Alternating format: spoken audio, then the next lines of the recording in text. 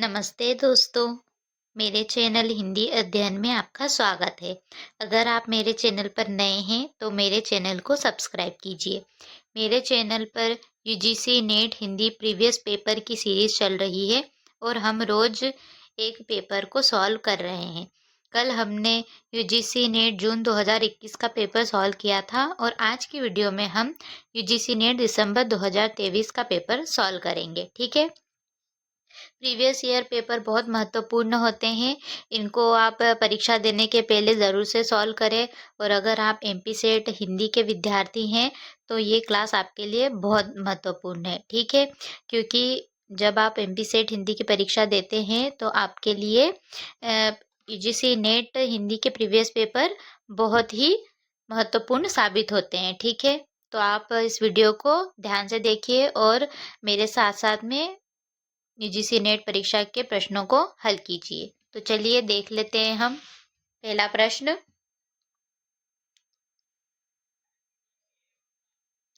अमृतसर आ गया कहानी में आए प्रसंगों को पहले से बाद के क्रम में व्यवस्थित कीजिए। तो सबसे पहले आएगा सी, काले बाबू ताकत आ जाएगी हम जैसा हो जाएगा। उसके बाद आएगा ई, बंद करो जी दरवाजा बिना पूछे चढ़े आते हैं अपने बाप का घर समझ रखा है। उसके बाद आएगा ए, तुम्हारे दिल में दर्द मर गया है छोटी सी बच्ची उसके साथ ही बेरहमो तुमने बहुत बुरा किया है। और बी, बड़े जीवट वाले हो बाबू दुबले पतले हो पर बड़े गुर्दे वाले हो।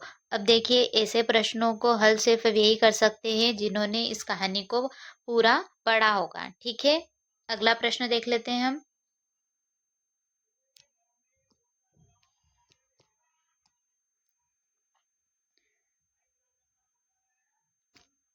अगला प्रश्न है, आचार्य रामचंद्र शुक्ल ने हिंदी साहित्य का इतिहास में साहित्य इतिहास की अवधारणा स्पष्ट करते हुए जनता की चित्तवृत्ति पर प्रभाव डालने वाली किस परिस्थिति का जिक्र नहीं किया है। तो इसका सही जवाब है सांस्कृतिक। आगे देखते हैं।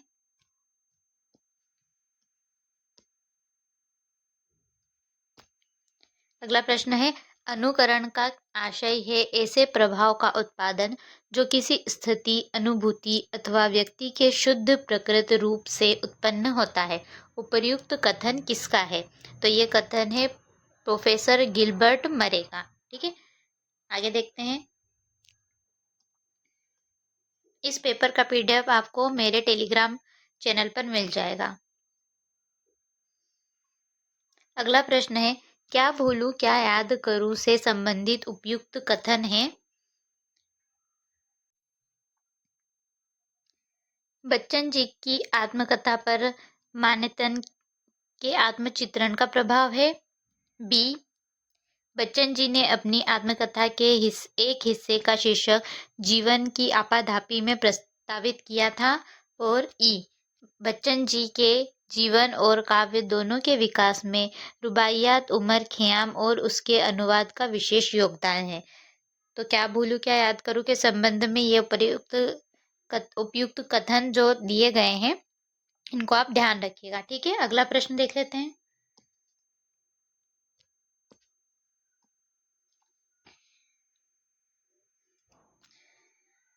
अगला प्रश्न है, मुर्दैया में तुलसीराम जी के चाचा मुन्नेसर और नग्गर उत्तर प्रदेश में प्रचलित किस पंथ के धर्मगुरु थे? तो इसका सही जवाब है शिव नारायण पंथ के।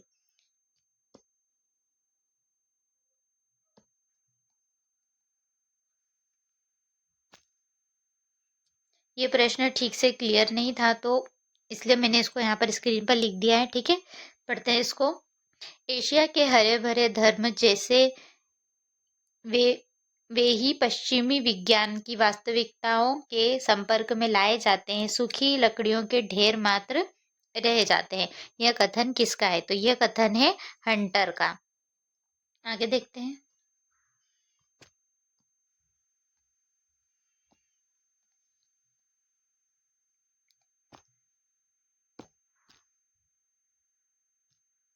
अगला प्रश्न है, प्रेमचंद घर में के अनुसार किन पत्रों के खर्च उठाने के लिए प्रेमचंद बम्बई फिल्म कंपनी में काम करने की योजना बनाते हैं? तो इसका सही जवाब है जागरण और हंस।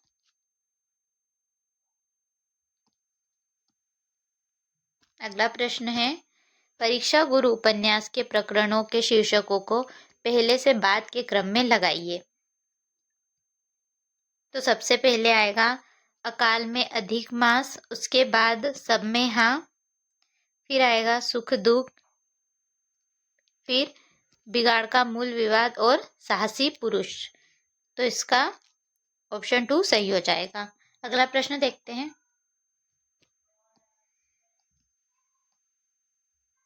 अगला प्रश्न है, महात्मा गांधी की अध्यक्षता में गठित लिपि सुधार समिति के संयोजक कौन थे? तो इसका सही जवाब है काका कालेलकर।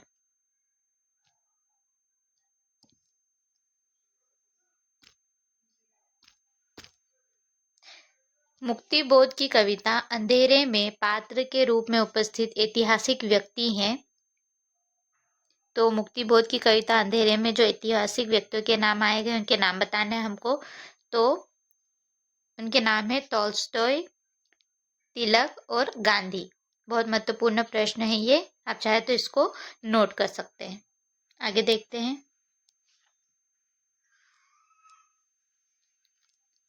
अगला प्रश्न है, मुक्तिबोध ने साहित्य की हर विधा को इतना तोड़ दिया है कि रचना स्वयं अपने मूल्यों को ललकारने लगती है।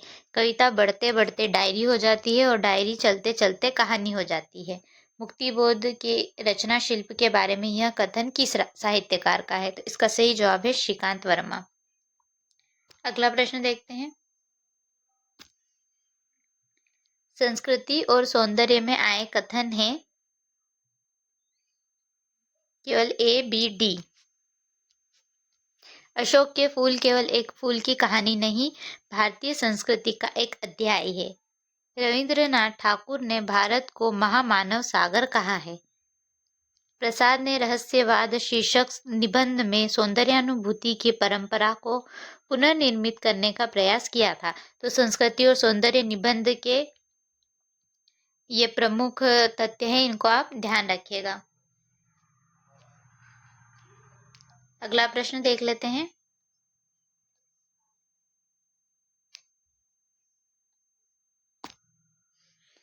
प्रकाशन वर्ष के अनुसार हिंदी साहित्य के इतिहासकारों के निम्नांकित इतिहास ग्रंथों को पहले से बाद के क्रम में लगाइए। तो इसका सही जवाब है, सबसे पहले आएगा सर जॉर्ज ग्रियर्सन का ग्रंथ the modern vernacular literature of Hindustan. इसके बाद आएगा FEK का ग्रंथ a history of Hindi literature. इसके बाद राम कुमार वर्मा का ग्रंथ हिंदी साहित्य का आलोचनात्मक इतिहास। फिर आएगा शिवदान सिंह चौहान रचित हिंदी साहित्य के 80 वर्ष। और फिर आएगा गणपति चंद्र गुप्त का हिंदी साहित्य का वैज्ञानिक इतिहास। अगला प्रश्न देख लेते हैं।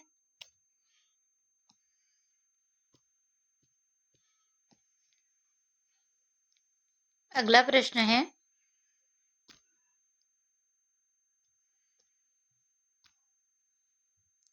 उसने कहा था कहानी के आधार पर उपयुक्त कथन है। तो इसका सही जवाब है BCE। पढ़ लेते हैं इनको। वजीरा सिंह पलटन का विदूषक था। वह बाल्टी से गंदला पानी फेंकते हुए जर्मनी के बादशाह का तर्पण करने लगता है।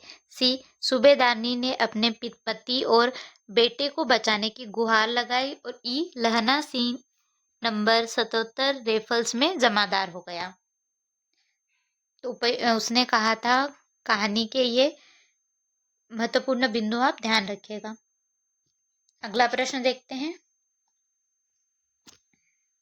अगला प्रश्न है, बाबा साहेब अम्बेडकर ने PhD उपाधि किस विश्वविद्यालय से प्राप्त की थी? तो इसका सही जवाब है कोलंबिया विश्वविद्यालय।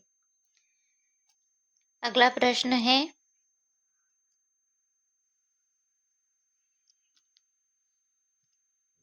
आगरा बाजार नाटक में आई नज्म की पंक्तियों को पहले से बाद के क्रम में लगाइए। इसका सही जवाब है DCABE। सबसे पहली पंक्ति आएगी, जितने हैं आज आगरे में कारख खान जात, सब पर पड़ी है आन के रोजी की मुश्किलात। उसके बाद सी, होता है बागबों से हर एक बाग का निबाह, वह बाग किस तरह न लूटे और न उजड़े आ। उसके बाद आएगा ए, वह सुन के बोला, बाबा खुदा तुझको खैर दे, हम तो न चांद समझे न सूरज है जानते। उसके बाद आएगा रोटी न पेट में हो तो कुछ भी जतन न हो, मेले की सीर ख्वाहिशे बागो चमन न हो। और आखिरी में आएगी, कपड़े किसी के लाल है रोटी के वास्ते, लंबे किसी के बाल है रोटी के वास्ते। ठीक है, अगला प्रश्न देखते हैं।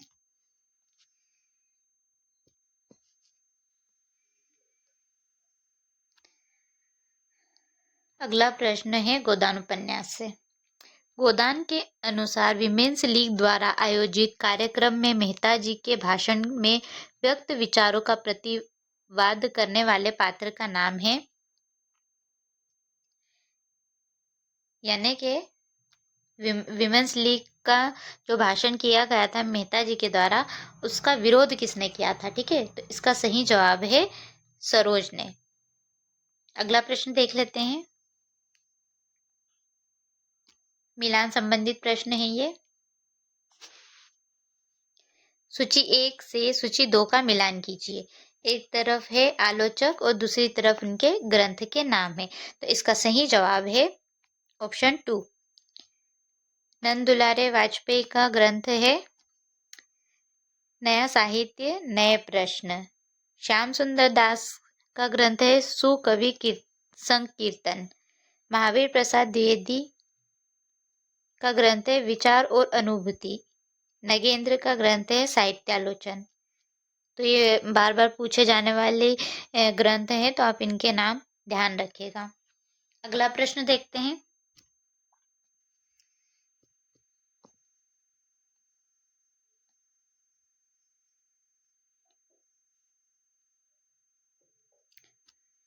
अगला प्रश्न है अभिकथन और कारण संबंधी को। अभिकथन पढ़ते हैं। सन 1936 में प्रगतिशील लेखक संघ की स्थापना हुई और उसी वर्ष उसके वार्षिक अधिवेशन के सभापति प्रेमचंद हुए। कारण, सन 1936 में प्रकाशित अपने काव्य संग्रह का नाम सुमित्रा नंदन पंत ने युगांत रखा था। तो इसका सही जवाब है दोनों ए और आर सत्य है, लेकिन आर ए की सही व्याख्या नहीं है। अगला प्रश्न देख लेते हैं।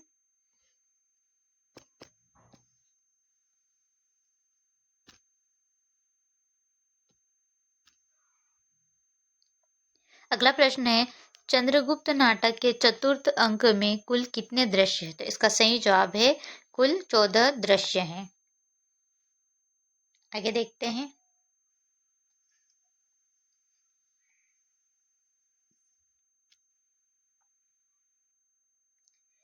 अगला प्रश्न है घनानंद की काव्य पंक्ति काहू कल्पाए है सु कैसे कल्पाए है में कौन सा अलंकार है। तो इस पंक्ति में यमक अलंकार है और बार बार रिपीट होने वाली पंक्ति है, तो आप इस पंक्ति को नोट कर लीजिए। अगला प्रश्न देखते हैं। अगला प्रश्न है बीन भी हूं मैं तुम्हारी रागिनी भी हूं, इस गीत में प्रयुक्त काव्यांश नहीं है। तो इस गीत में कुलहीन प्रवाहिनी काव्यांश नहीं है। अगला प्रश्न देख लेते हैं।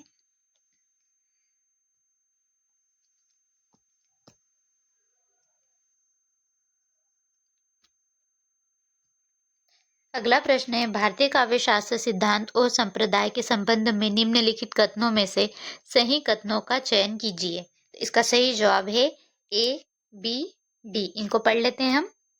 जगन्नाथ के अनुसार अलंकार काव्य की आत्मा व्यंग्यार्थ ध्वनि में रमणीयता उत्पन्न कर देते हैं।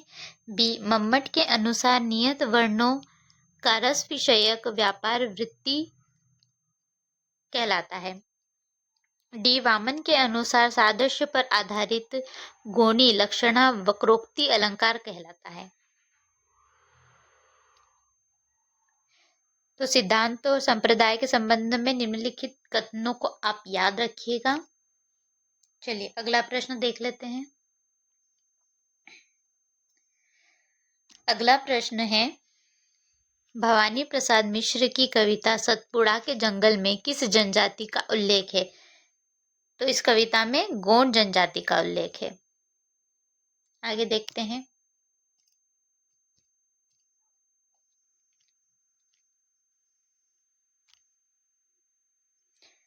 अंजू दीदी नाटक का मंचन रंगभूमि द्वारा लक्ष्मी टॉकीज इलाहाबाद के हॉल में 22 जनवरी 1956 में हुआ। इस नाट्य प्रस्तुति के निर्देशक थे, तो इसके निर्देशक का नाम है श्रीराज जोशी। और बाकी चीजें भी याद ध्यान रखिएगा कि अंजू दीदी नाटक का मंचन रंगभूमि द्वारा लक्ष्मी टॉकीज इलाहाबाद के हॉल में 22 जनवरी 1956 को हुआ था। ठीक है, बहुत सारी चीजें एक ही प्रश्न में हमको मिल गई है, तो इसलिए कहते हैं कि प्रीवियस प्रश्नों को हमें हल करना चाहिए। ठीक है, अगला प्रश्न देख लेते हैं। मिलान संबंधी प्रश्न है। सूची 1 में है बोली, सूची 2 में उसका क्षेत्र है। तो चलिए देख लेते हैं। इसका सही जवाब है ऑप्शन 1 मारवाड़ी अजमेर में बोली जाती है। हाड़ौती का क्षेत्र कोटा है। ढूंढानी जयपुर में बोली जाती है और मेवाती अलवर में बोली जाती है। ठीक है, तो ये भी बार बार रिपीट होने वाला प्रश्न है, इसको आप नोट कर लेना। अगला प्रश्न देख लेते हैं।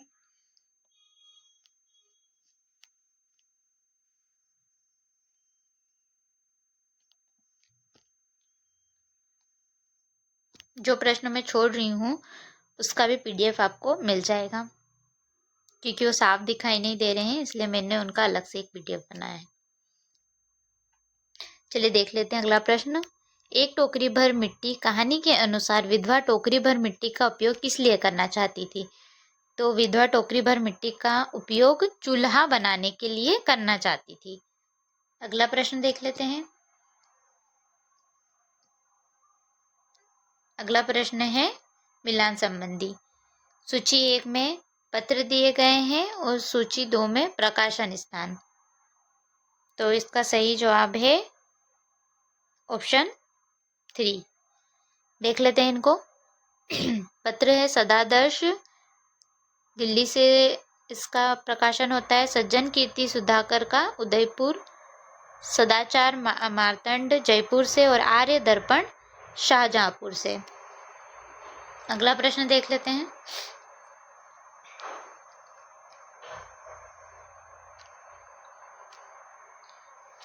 अगला प्रश्न है मेरे राम का मुकुट भीग रहा है निबंध में मेहमान रात्रि में किस कार्यक्रम में गए थे? तो मेहमान रात्रि में संगीत के कार्यक्रम में गए थे। ठीक है, अगला प्रश्न देखते हैं। अगला प्रश्न है भारत दूरदर्शन नाटक से संबंधित कौन से कथन उपयुक्त है? तो इसका सही जवाब है ऑप्शन 3। पढ़ लेते हैं इनको। ACD। इस नाटक में 5वें अंक का स्थान किताब खाना है।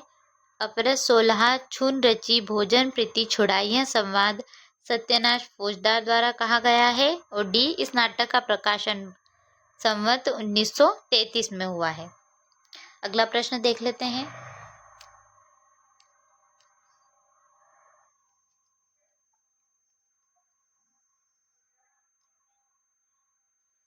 अगला प्रश्न है राम की शक्ति पूजा कविता की इन पंक्तियों को कविता में आने के क्रम से पहले से बाद के क्रम में लगाइए। तो इसका सही जवाब है ऑप्शन 4। उसको पढ़ लेते हैं हम।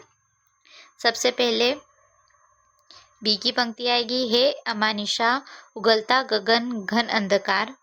फिर सी केवल जलती मशाल। फिर ई नयनों का नयनों से गोपन प्रिय संभाषण। फिर डी अन्याय जिधर है उधर शक्ति। और अंत में आएगी ए की पंक्ति, शक्ति की करो मौलिक कल्पना। अगला प्रश्न देखते हैं।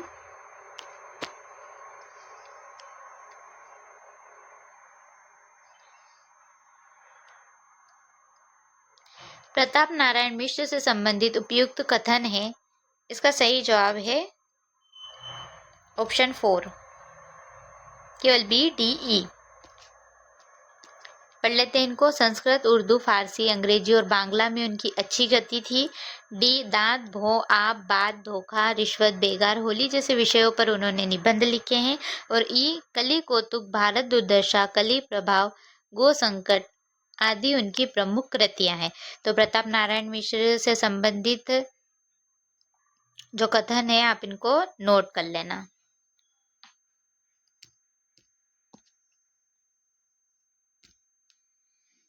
अगला प्रश्न है, एक कहानी यह भी के अनुसार सत्य कथन है। इसका सही जवाब है ऑप्शन 2 ए, बी, ई। बल्ची की घटना ने मन्नू जी को महाभोज उपन्यास लिखने के लिए प्रेरित किया। बी, आपका बंटी कड़ियों में ही लिखा गया था और कड़ियों में ही धर्मयुग में छपता रहा। ई, अक्षर प्रकाशन से राजेंद्र यादव के संपादन में हंस का पहला अंक अगस्त सन 86 में प्रकाशित हुआ। अगला प्रश्न देख लेते हैं।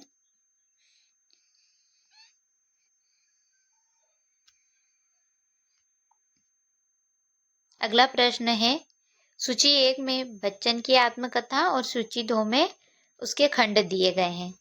तो हम देख लेते हैं।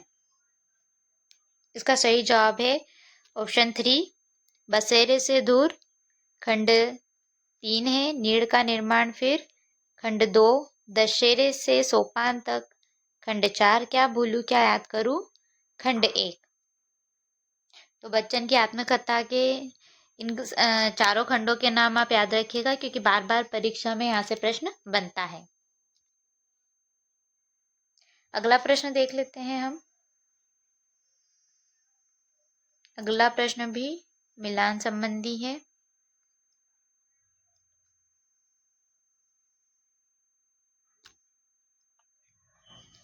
सूची 1 में पात्र दिए गए हैं, सूची 2 में उनके संवाद।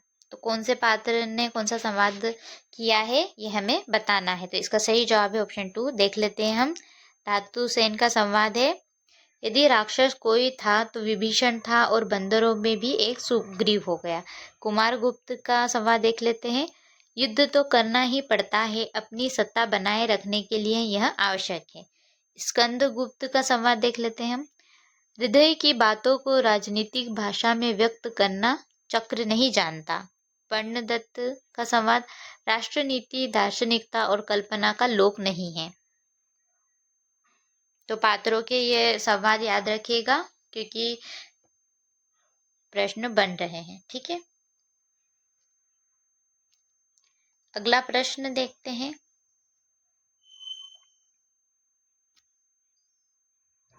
अगला प्रश्न है, रस सिद्धांत संबंधी ग्रंथ रस तरंगिणी के रचयिता है। तो इसका सही जवाब है भानुदत्त इसके रचयिता है। अगला प्रश्न,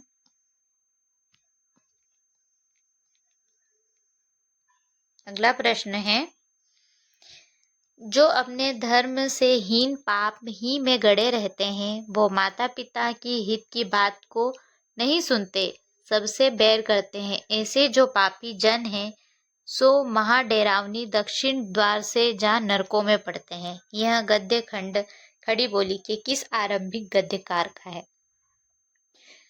तो यह है सदल मिश्र का। ठीक है, अगला प्रश्न देखते हैं।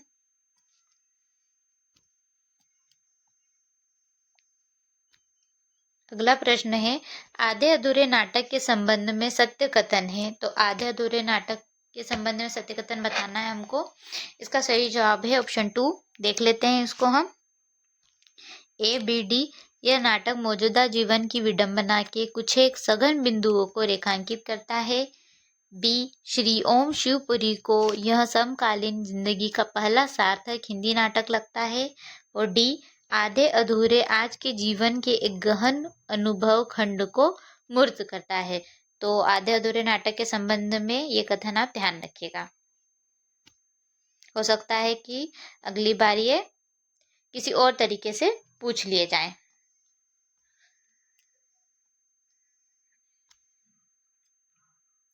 अगला प्रश्न है, शोर सैनी अपभ्रंश से निकलने वाली आधुनिक भाषा नहीं है। तो इसका सही जवाब है पूर्वी हिंदी। अगला प्रश्न,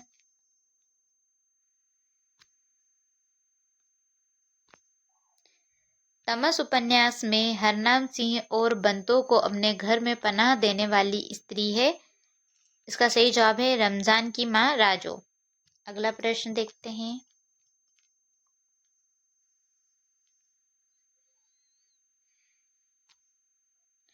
अगला प्रश्न है, रामधारी सिंह दिनकर के निम्नलिखित काव्य ग्रंथों को प्रथम प्रकाशन वर्ष के अनुसार पहले से बाद के क्रम में लगाइए। इसका सही जवाब है ऑप्शन 1। सबसे पहले आएगी रेणुका, फिर हुंकार, फिर कुरुक्षेत्र, फिर रश्मि रथी और फिर दिल्ली।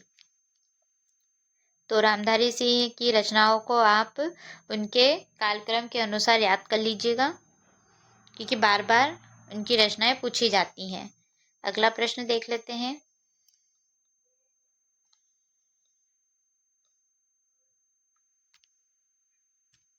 अगला प्रश्न है, भारतेंदु हरिश्चंद्र के संबंध में निम्नलिखित कथनों में से सत्य कथन है।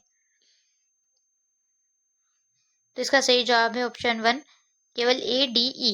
देख लेते हैं। भारतेंदु ने कालचक्र शीर्षक अपने इतिहास के जर्नल में सन 1873 में नोट किया, हिंदी नए चाल में ढली। तो भारतेंदु का ये महत्वपूर्ण कथन है, हिंदी नए चाल में ढली, बार बार पूछा जाता है कई परीक्षाओं में। ठीक है, तो ध्यान रखिएगा आप। अगला देखते हैं। भारतेंदु 1881 में भारत मित्र के संपादक को अपनी कविता प्रकाशनार्थ भेजते हुए खड़ी बोली के लिए साधु भाषा का प्रयोग करते हैं। अगला देखते हैं। भारतेंदु ने भाषा के बारे में लिखा है, परदेशी वस्तु और परदेशी भाषा का भरोसा मत रखो, अपने देश में अपनी भाषा में उन्नति करो। बहुत महत्वपूर्ण कथन है ये भारतेंदु हरिश्चंद्र का, आप नोट कर लेना इसको। अगला प्रश्न देखते हैं।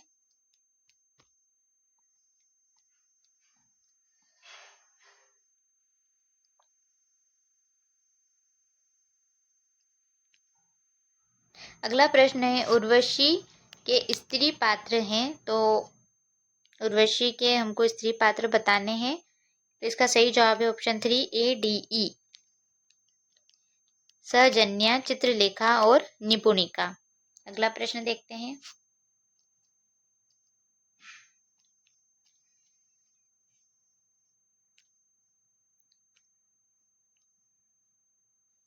अगला प्रश्न है, आमुख के अनुसार कामायनी की कथा सृष्टि में जयशंकर प्रसाद ने किन पुस्तकों से सहायता प्राप्त की थी? तो इसका सही जवाब है CDE, शतपथ ब्राह्मण, छांदोग्य उपनिषद और ऋग्वेद। ये प्रश्न भी बार बार पूछा जाता है।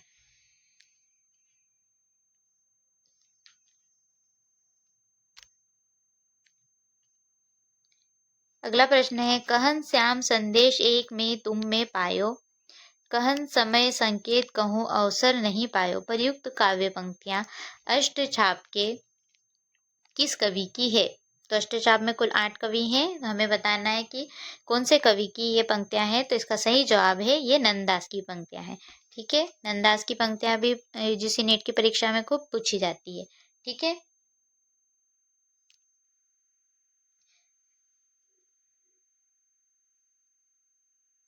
अगली वीडियो में हम जो बचे हुए थोड़े कुछ प्रश्न हैं उनको सॉल्व करेंगे। ठीक है, मिलते हैं अगली वीडियो में। वीडियो अच्छी लगे तो वीडियो को लाइक करें, और इस पेपर का PDF आपको मेरे टेलीग्राम अकाउंट पर मिल जाएगा, और टेलीग्राम की लिंक मेरे चैनल के बायो में आपको मिल जाएगी। आप वहाँ से मुझे सब्सक्राइब कर लीजिए। धन्यवाद।